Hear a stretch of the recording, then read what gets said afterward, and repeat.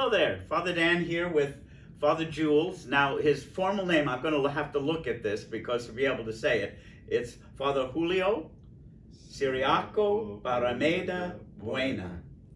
Thank you. We got through it. All right, but call him Father Julz because everyone knows him as that. Julz, by the way, if you want to write it down, okay? Anyway, it's wonderful to have you here, Father Julz. Thank you very much, Father. It's great to have a parochial vicar for one, just finally to have a parochial vicar, but a parochial vicar who's also a priest from the diocese. Yeah. Who's a member of our diocese, which is really kind of neat. So I'm really happy to have you here with us. And this is a special day, by the way. This is, at least when it's first being seen, it's going to be the 11th of September. And why is that date important? I don't know, Father. The 11th of September? There's no meaning, there's no religious or feast day. Except it is for you, it's Yeah. your anniversary. Yeah. 35th anniversary. You're too humble. And so we wanted to first show this on the 11th, on Thursday the 11th.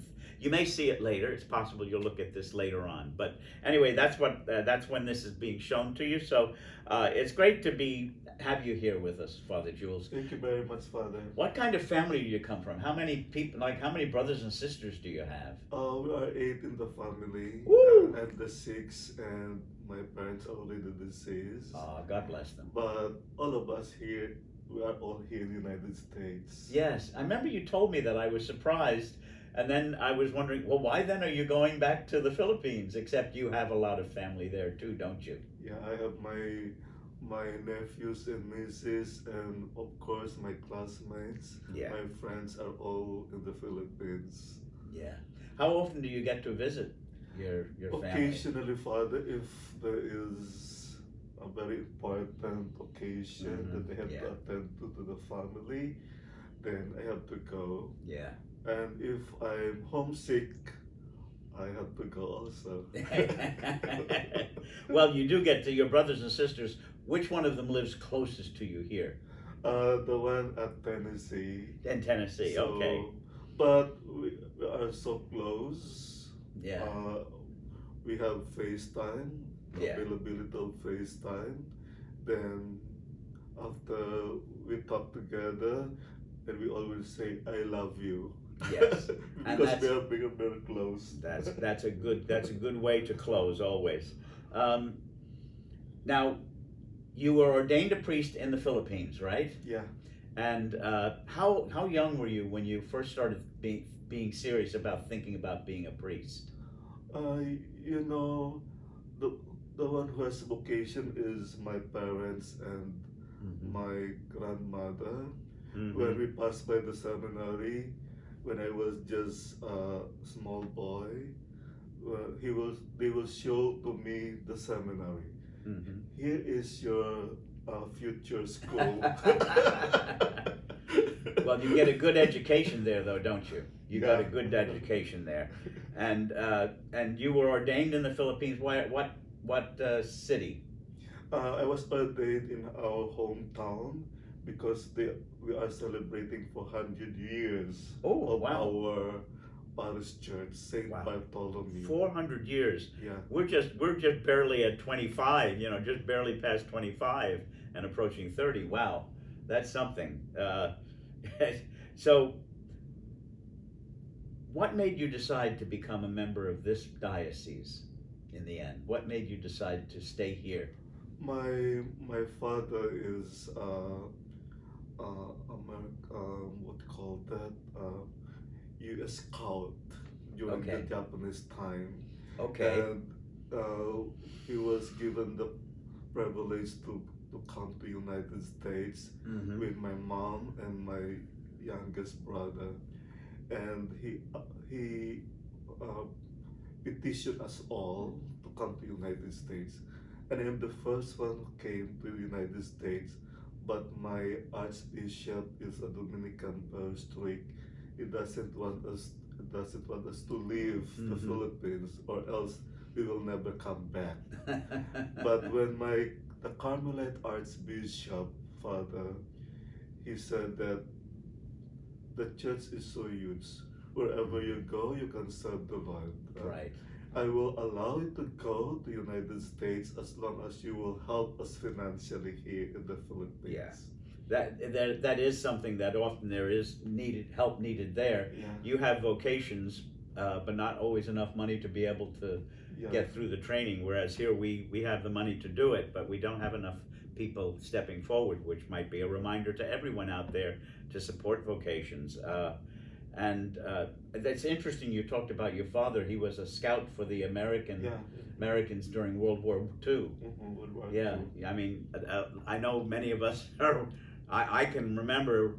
I wasn't even. The war was over when I was born, 1945. The war was going to end, and so, but I still grew up with it, and you knew all the stories and everything that happened there. That's really kind of neat. And who do you think taught you the most about being Catholic? Who in your family? Let me put it this way: who in your family supported you most heavily? My grandmother. I thought it was going to be My her. Yeah. grandmother.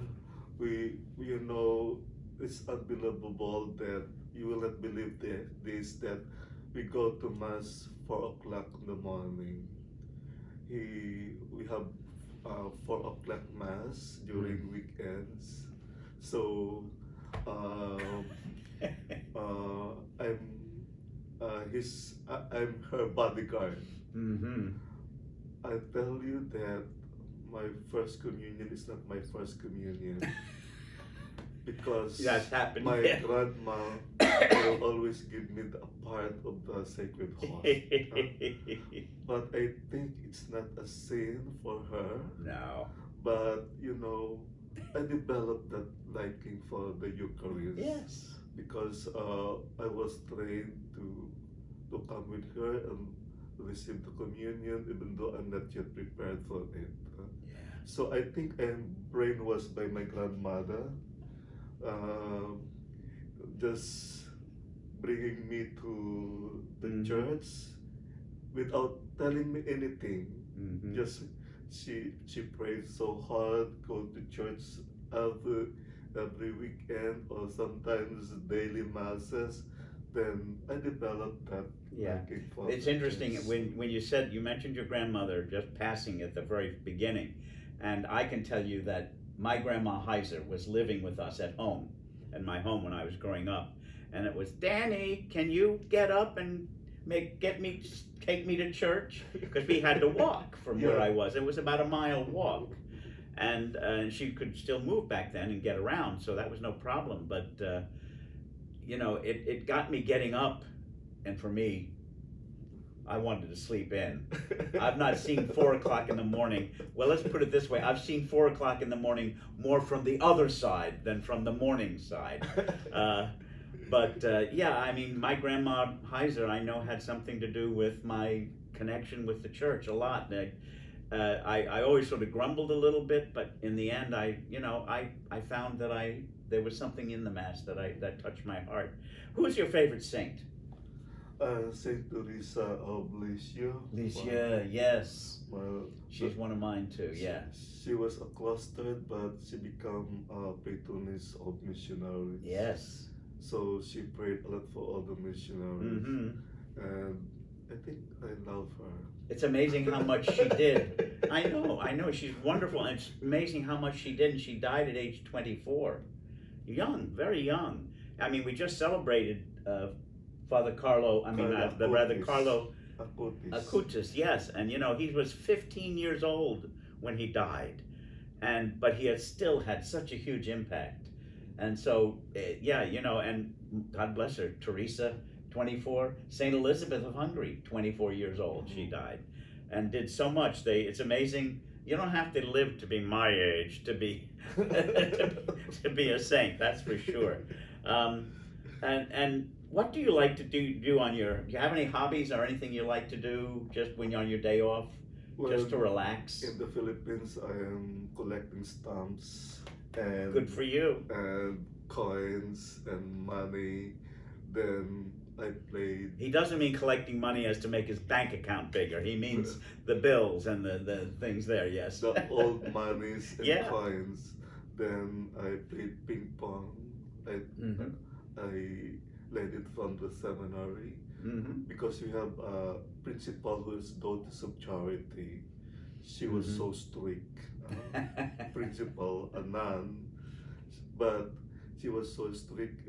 She taught us homeroom guidance, so neat. He wants everything to be clean. So he's very dainty, very strict. But if you fail,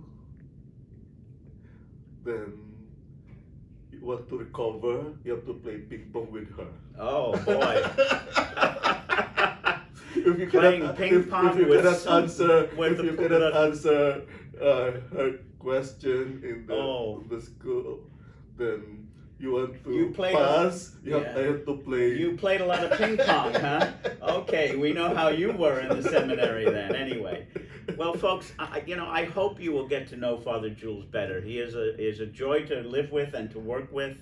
You've heard him laugh many times. He is a kind of really neat. And Father Julz, I want to thank you for sitting down and just be with me today and let the people get a chance to hear you talk a little bit about your family and your background. Yeah. We have a basket in the comments, by the way, folks. His 35th anniversary is this 11th of September, and he's celebrating the Mass today. I'm going to celebrate with him, but it's going to be very special and very nice. And but if you come on the weekends and you want to give him a little card and just congratulate him on 35 years of priestly ministry, we're certainly glad to have that expertise shared with us here. Father Julz, thank you so much. Thank you, God Father, bless for you. welcoming here in St. Michael, and also Absolutely. you are very nice priest, Father. Ah, well. And I didn't even pay him anything to say that, see? Anyway, folks, let's wave goodbye to the folks. Goodbye. Bye. God bless. God bless.